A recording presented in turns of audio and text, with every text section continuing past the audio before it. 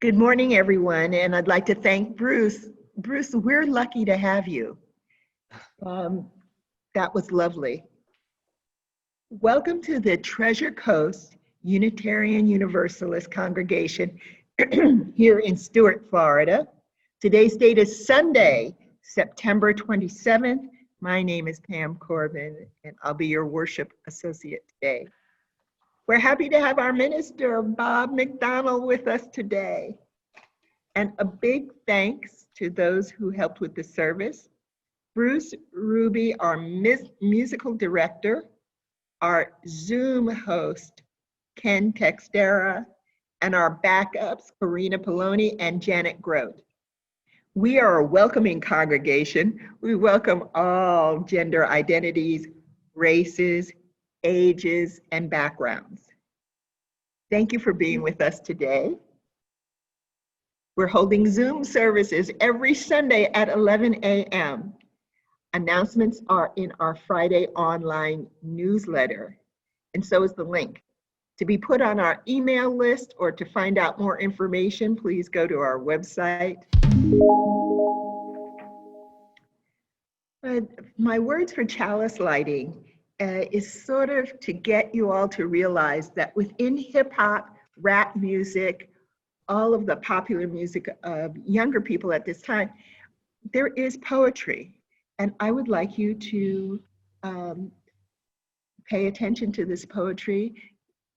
It's called Lean On by Major Lazer and DJ Snake. What will we do when we get old? Will we walk down the same road? Will you be there by my side, standing strong as the waves roll over? We need someone to lean on. All we need is someone to lean on.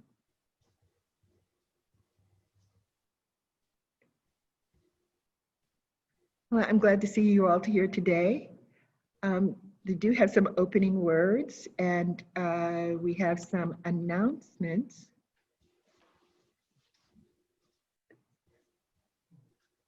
Okay, so my first set of opening words is from the activist, writer, poet, James Baldwin.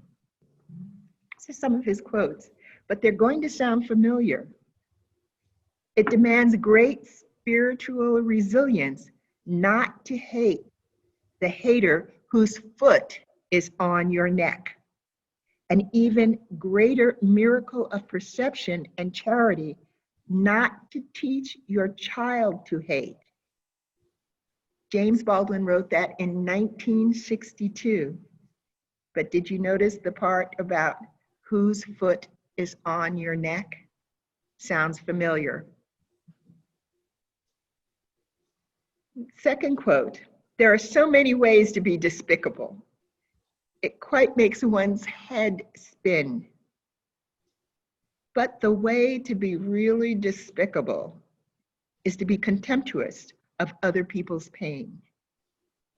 And that was written in 1961. I can't believe what you say because I see what you do. I just wanted to mention that this evening starts the holiday of Yom Kippur. Our Jewish friends and people who are culturally Jewish are celebrating this holiday by fasting. Many of them are preparing for this day by praying. They pray for forgiveness, giving to charity. They spend time at synagogue. An important theme of Yom Kippur is cleansing oneself of sin and repenting. Many Unitarians pick part of other religions to adopt in their own religious thinking. And that's why I spent my time making my apologies. Today is a good day to remember that some other religions set time aside for apologizing and repenting. And now we'll hear from Bruce. The hymn is Let It Be a Dance, and that is number 311.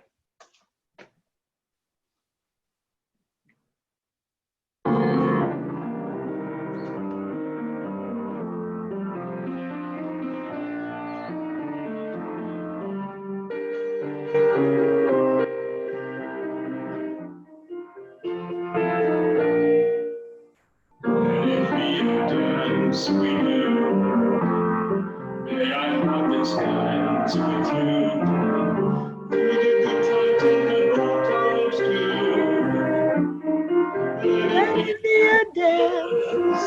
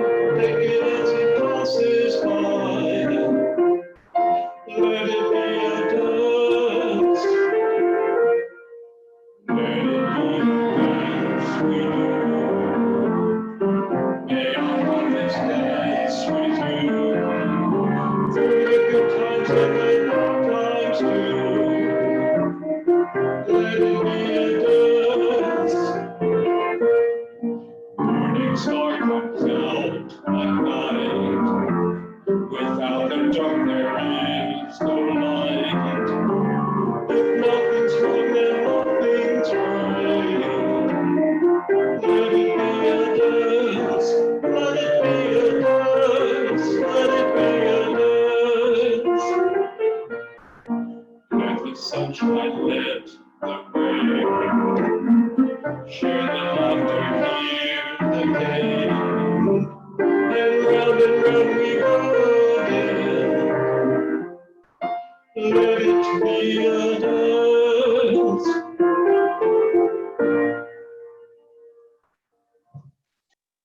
And now, let us recite our affirmation, speaking the first verse and singing the second.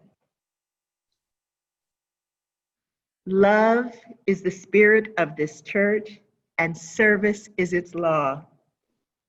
This is our great covenant, to dwell together in peace, to seek the truth in love, and to help one another.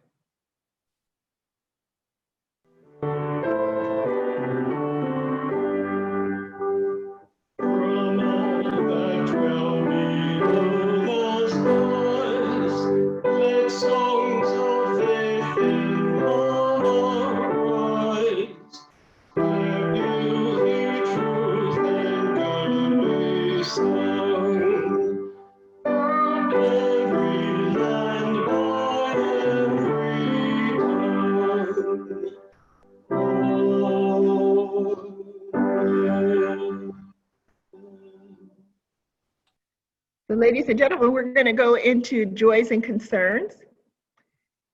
We're interested in your we're going into Karina's story for all ages now.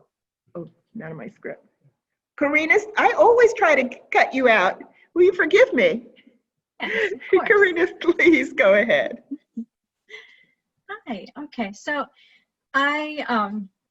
I picked this story for today when I saw that the sermon topic was faith and work. So I won't give you any more spoilers. I'll just go right into it. And the justification for that choice will be apparent shortly.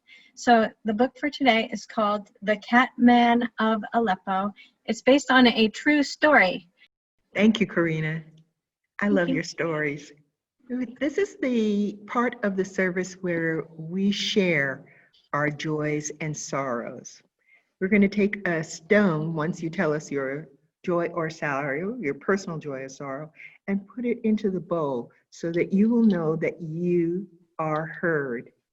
And yes, we are interested in hearing your personal joys and sorrows. Another personal joy, I'm going to report that deceased Supreme Court Justice Ruth Bader Ginsburg had a personal impact on my life, which I didn't know until after she died. And she took it to the Supreme Court. She sued my employer to allow female flight attendants to continue working as flight attendants after age 32, where they were fired either for being age 32 or for getting married. And she fought that at the Supreme Court and she won. And that's how me at age 69 is able to have this job. So I'm taking that, and thank you, Ruth Bader Ginsburg. Thank you for participating in Joys and Sorrows. And now we'll hear from our minister, Bob MacDonald. Good morning, everyone. I found this to be eloquent in the back of our hymnal called Connections Are Made Slowly by Marge Percy. Connections are made slowly. Sometimes they grow underground. You cannot tell always by looking what is happening. More than half a tree is spread out in the soil under your feet. Penetrate quietly as the earthworm that blows no trumpet. Fight persistently as the creeper that brings down the tree. Spread like the squash plant that overruns the garden. Gnaw in the dark and use the sun to make sugar. Weave real connections, create real nodes, build real houses. Live a life you can endure. Make love that is loving. Keep tangling and interweaving and taking more in. A thicket and bramble wilderness to the outside, but to us interconnected with rabbit runs and burrows and lairs. Live as if you like yourself And it may happen. Reach out, keep reaching out, keep bringing in. This is how we are going to live for a long time, not always. For every gardener knows that after the digging, after the planting, after the long season of tending and growth, the harvest comes. Marge Percy. And now moments of silence.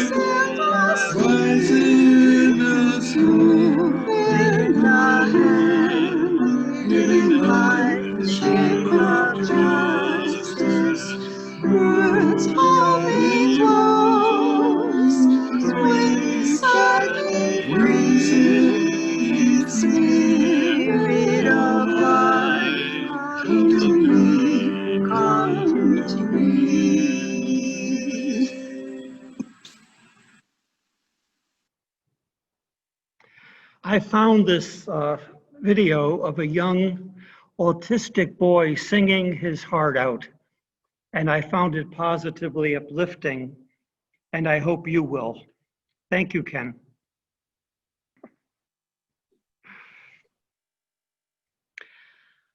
We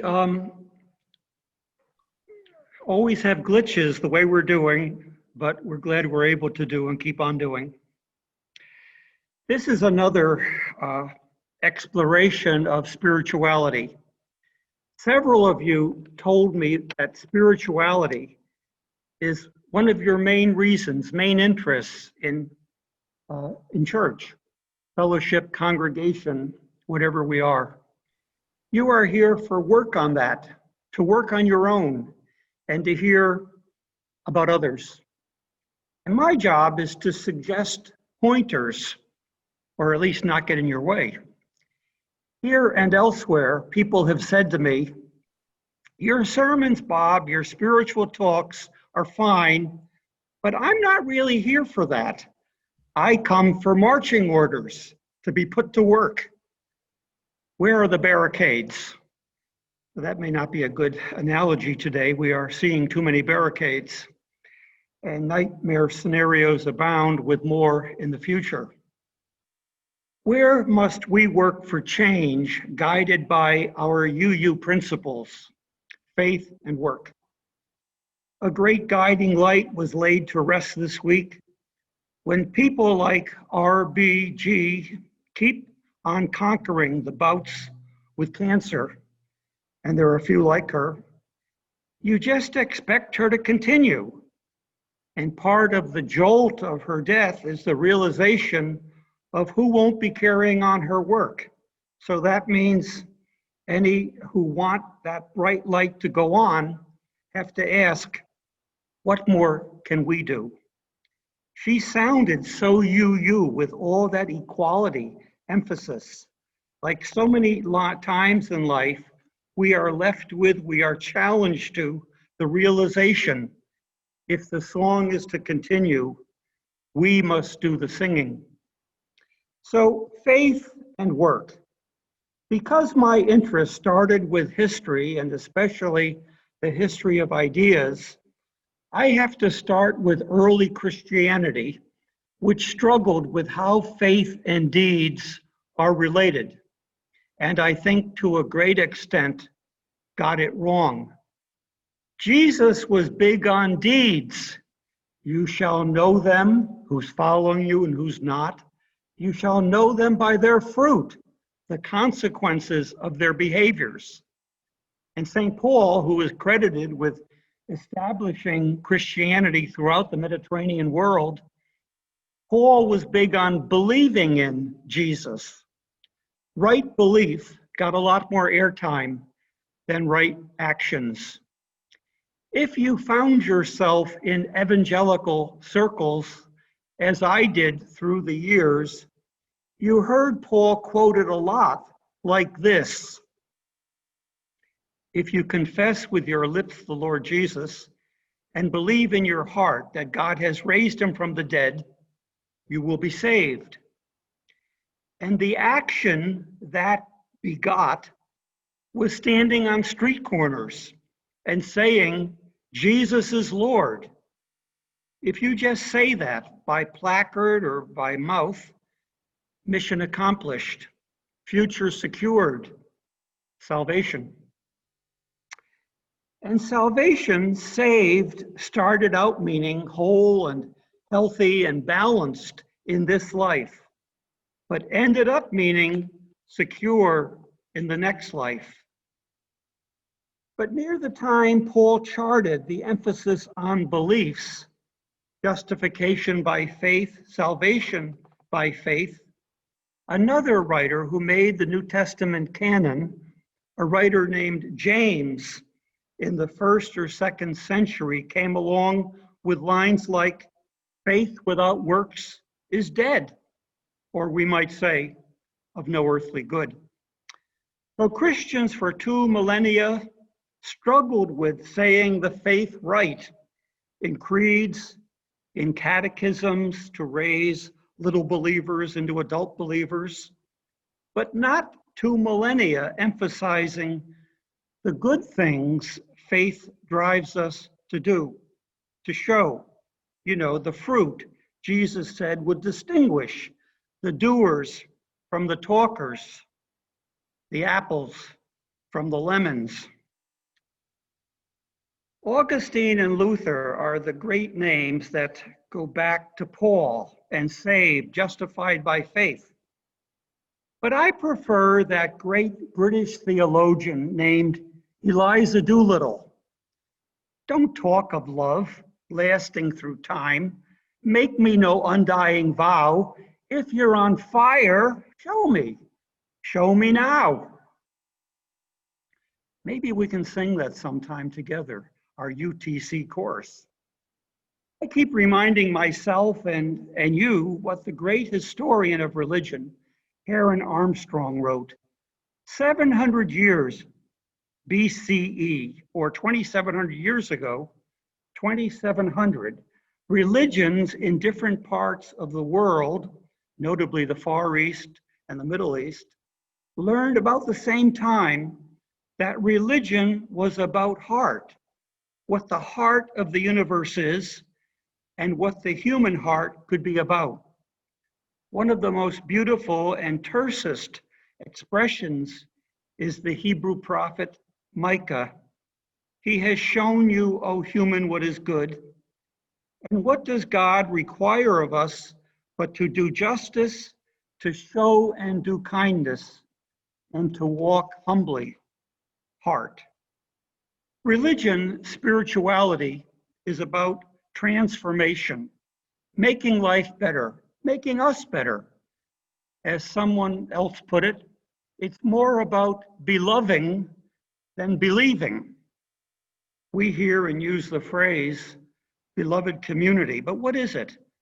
And how do we get there? It was coined by a philosopher and popularized by Dr. King, who embodied the dedication and the great risk. So UUs don't have a creed. We welcome people of all creeds and people of no creed. We have principles and they sound like things we can't get away with saying, repeating like a catechism, because they are about doing. Like our first principle, the dignity of all people. If you believe in that, you have to speak up, act up, good trouble. There's a meeting tonight in Stewart about racial justice. Some of us grew up thinking original sin was about sex, the way we got made, conceived in sin.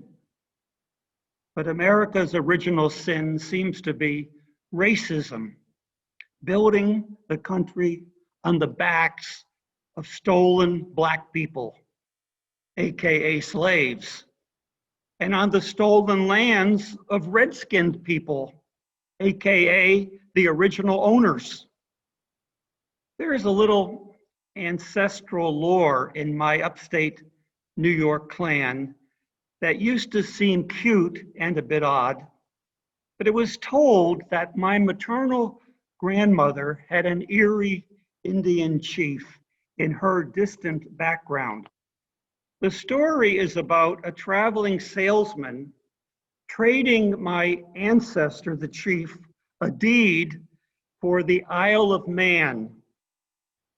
The chief got the deed for a great chunk of the chief's upstate property.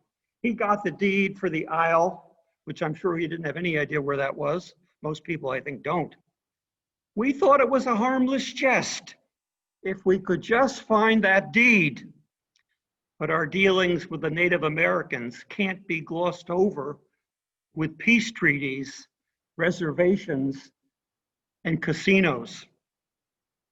In today's New York Times, this headline, I'm going to spell the first word of this headline because I have a bit of prude in me. The first word is SCHITT''S.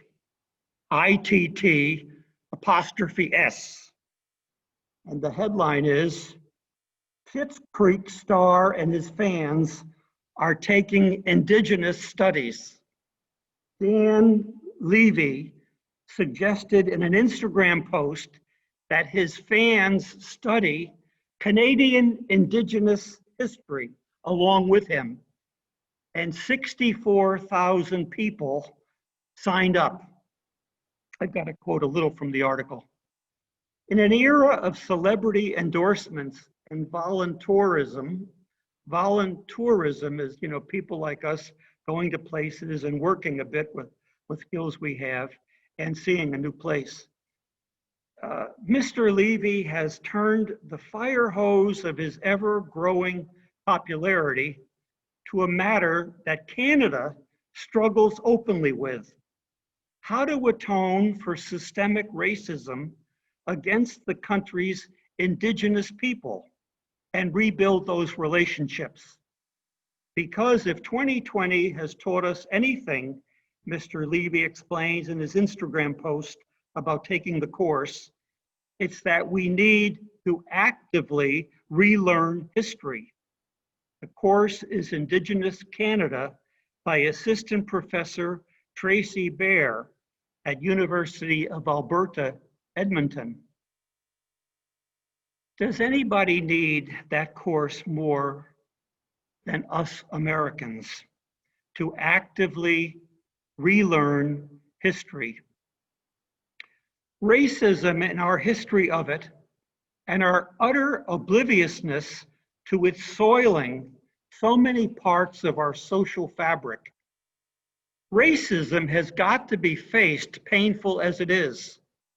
Black people need to tell us what dignity and indignity mean to them and what non-Blacks are missing and may not want to hear. Talk about the truth will get you set you free, but first it will make you miserable. Those athletes on their knees and refusing to play a day for solidarity with victims, that has been more eloquent than any religious body statements I know. And the religious denominational bodies for years have been printing material on white privilege and inequality in housing, in income, in everything. But to what effect? A Black leader from the North told me not long ago that he was heartened to see the number of young people and white people in the street after George Floyd and so many, too many others. I need folks like him to tell me where we can take heart and where we need more or larger heart. Faith and work. A longtime friend of mine, a pretty stiff, formal kind of minister, in his later years, started greeting his friends with, "Who loves you, baby?" Of course, he got that from a fictional bald detective with a lollipop, Kojak. "Who loves you, baby?" I think he had discovered whatever spirituality we have in us, there's the prints, the DNA of any who dearly and to the best of their ability and heart loved us. And our getting on in life, as we get on in life, is richer for remembering that. I think UUs can draw pretty clear lines between what we espouse and what we have to do. We can disagree on emphasis, but the choices can't be silence and doing nothing. Again, historically, we go back to reaction against Calvin, who honored the Almighty by dividing humanity between those born for heaven and those born for hell. Our European hero and martyr in the 1500s, the Spanish doctor, theologian, Renaissance humanist, Michael Servetus, thought he was going to Geneva to debate Calvin on the wrong in his doctrine, but was grabbed by Calvin's followers and taken to the stake.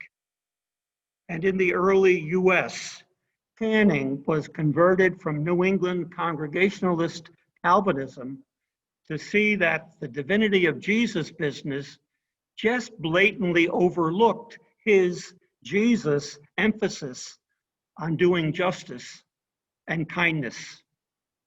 Our principles put us to work. The dignity of all people, where is that still driving us? One of my curiosities on the internet is tiny houses. And I've recently come across communities that are building tiny home developments for homeless vets. So small investments for people who made selfless, big investments. And our principle of democratic ways in church policy and society at large. Maybe between now and November, we should change UU to VV, vote just once. I want to show you a picture of my daughters. Now, I don't do this, but just this once. My two adult daughters. Vote, vote. Did anybody say the lemon didn't fall far from the tree? I heard that. And care of the earth and all its creatures and resources. Amid the innumerable victims of COVID, too little attention now on climate change and potential and present calamities. The fires and choking air over California hardly make the news.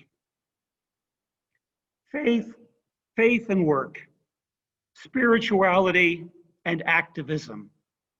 We have this history, a proud history of principles and practice. And here we get to tell each other what stirs us and what haunts us and reminds us we aren't done.